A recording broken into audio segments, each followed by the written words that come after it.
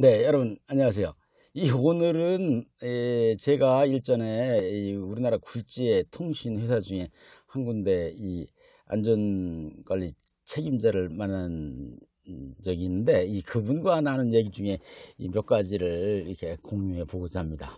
이번 영상으로다가 이제 충분하지 않으면 이제 주제별로 나눠서 한번 말씀드려 보고자 합니다.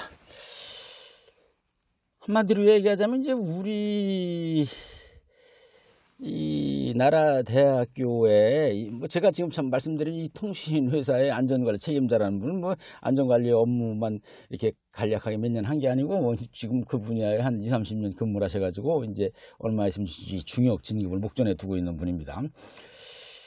이분이 얘기하는 사항이 이제 세 가지가 있는데, 우선 하나는 이제 이분 표현으로 하자면 왜 우리나라 소위 스카이 대학에는 이제 안전공학과 안전 관련 학과가 없느냐. 두 번째는 이제 내가 보기에는 이제 안전관리자들이 경영학이나 산업안전보건법이나 산재보험에 대해서 좀 많이 알고 있어야 될 것 같은데, 그런 거를 왜 이 안전 관련 학과 안전공학을 안 가르치느냐. 그리고 요거랑은 좀 주제가 다른데, 이제 요즘에 뉴스 매체에 보면 이제 소위 중대재해기업처벌법이라는 걸 만든다고 하는데, 이 지금의 산업안전보건법도 굉장히 그 벌칙이 엄격하게 돼 있는데 이게 너무 지나친 거 아니냐, 이런 얘기입니다. 그 가운데 이제 우선 왜 스카이 대학 세칭 이 인류대학에 안전 관련 학과 안전공학과가 없느냐 하는 얘기입니다. 이 궁금증은 사실은 이제 그저께 만난 통신회사의 그분만이 아니고, 이름만 되면 알만한 우리나라 굴지의 자동차 회사의 이제 안전 관련 업무를 오랫동안 보고 계신, 이름 얘기하면 안 되겠지만 최아무개라는 분도 이제 궁금해하는 사항입니다.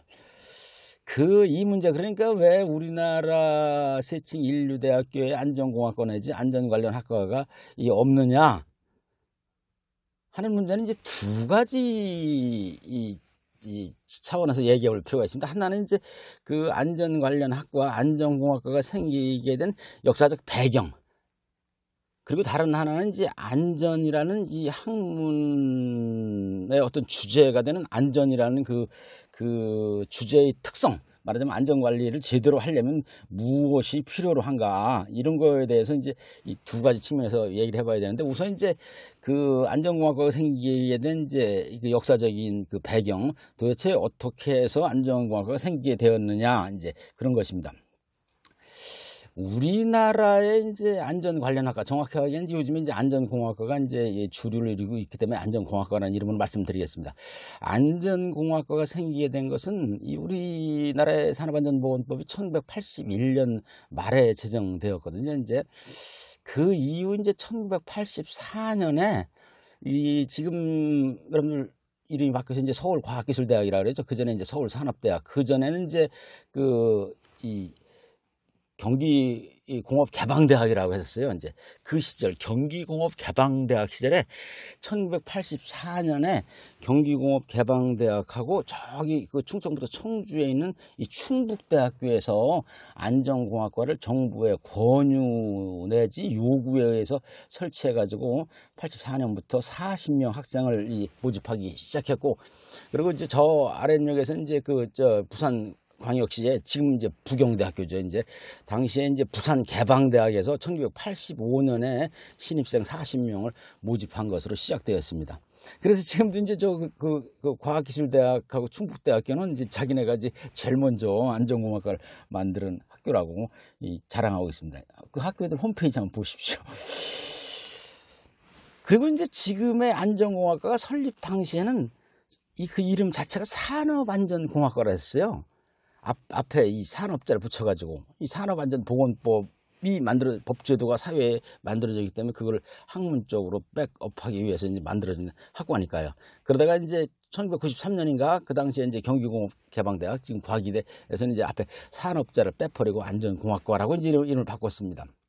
그거는 이제 그 학과의 소위 이제 그 확장성을 위한 이 조치라고 쉽게 추측할 수 있겠습니다. 쉽게 말하자면 이제 그 안전공학과라는 것이 이제 뭐 기계공학, 토목공학, 건축공학 뭐 이런 것 같이 시스템공학 이런 것들과 화학공학 이런 것 같이 이제 그 분야의 이 순수 과학이랄까 그런 것이 아닌 이제 응용과학으로서 이 공과대학에 특히 이제 그 산업체에 다니시는 분들이 많이 재학하고 있는 그 여러 학교에서 이제 이렇게 공과 산업안전공학과를 설립하도록 나라에서 권했던 것입니다. 그래서 이제 이런 연유로 해서 이 여러 대학에 그 설치된 그 안전공학과가 한때는 이제 전국 7군데가 있었어요. 이제 그 지금 말씀드리는 이제 서울과기대, 충북대, 한경대, 인천대, 뭐 아까 얘기했던 이제 부경대 어떤 데서 7군데가 있어가지고 이제 1년에 한 번 모여가지고 이제 축구대회나 체육대회 같은 것도 하고 있었는데 지금은 더 이상 하지 않는 모양입니다. 그 다음에 이제 현재 그럼 우리나라의 안전공학과가 몇 군데 대학교에 개설되어 있느냐? 이거는 사실은 이제 그 후에 무슨 많이 이제 과 이름들이 바뀌었잖아요. 뭐 무슨 보건환경안전융합과니, 안전보건학과니, 환경안전공학과니 뭐 등등등등 뭐 많이 바뀌어가지고 이제 그 뭐라고 심플하게 얘기하기가 곤란한데 아무튼지 간에 저기 대학 알림이 사이트 교육부가 관계하고 있는 거기에 이제 산업안전 그리고 안전공학 분류해 보면 10개 대학으로 나타나 있습니다. 이 금년 6월 현재 보면. 그리고 이 대학원 과정은 더 세분화되어 있어 가지고 또 재난 분야하고도 연결되고 막 그래 가지고 이제 설명드리기가 더 어렵습니다. 아무튼지 간에 역사적으로는 이런 연원으로 해서 아까 얘기한 우리나라 굴지의 통신회사의 책임자 되시는 분이 얘기하는 이제 요즘 우스갯소리로 이제 세칭 인류대학을 패싱해서 안전공학과가 생기게 되었습니다.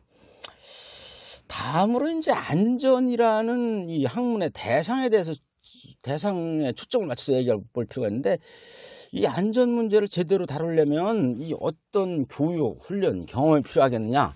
이걸 이제 일반적으로 이제 이 정통 그 안전에 관한 학문이 발전된 나라에서 설명하는 걸 보면 이제 이 안전 문제를 제대로 다루려면 이제 물리학, 화학, 생물학, 생리학, 피시올로지죠, 통계, 수학, 컴퓨터 사이언스, 엔지니어링 메카닉스, 생산 공정, 기업 경영, 의사소통과 심리학 이런 것들이 안전 문제를 다루는데 필수적으로 필요하다고 얘기되고 있습니다. 그 다음에 이제 학문으로서 전문적인 안전학 이라는 분야에 그런 학문에 필요한 것은 무엇일까요? 일반적으로 얘기되는 것이 이 산업위생, 인더스트리얼 하이진 앤 톡시콜로지, 산업위생과 독성학, 해저드, 위험 요소에 대한 공학적 통제를 위한 설계, 화재 안전, 어거노믹스, 인간공학, 공정안전, 시스템 안전, 안전보건 관리, 매니지먼트죠. 그 다음에 사고조사와 분석, 프로덕트 세이프티, 제품 안전, 건설 안전, 교육 훈련의 기법, 안전 실적 평가, 세이프티 퍼포먼스 어프레이저래요. 그 다음에 인간 행태론, 휴먼 비헤이비어, 이 환경, 안전, 보건, 그리고 안전 보건에 관한 법규 및 환경 관련 법규 이런 것들이 이 전문 분야로서의 안전학이 아울러야 된다는 것입니다. 그리고 현실적으로 안전 문제에 대해서 진정으로 정통하려면 이 다른 분야의 배경 지식 또는 심화된 지식도 갖추고 있다는 것인데 예를 들면 이제 기업 경영이나 엔지니어링, 시스템 엔지니어링, 이 산업공학, 엘리먼트 메카닉스, 요소 공학이라고 할까요?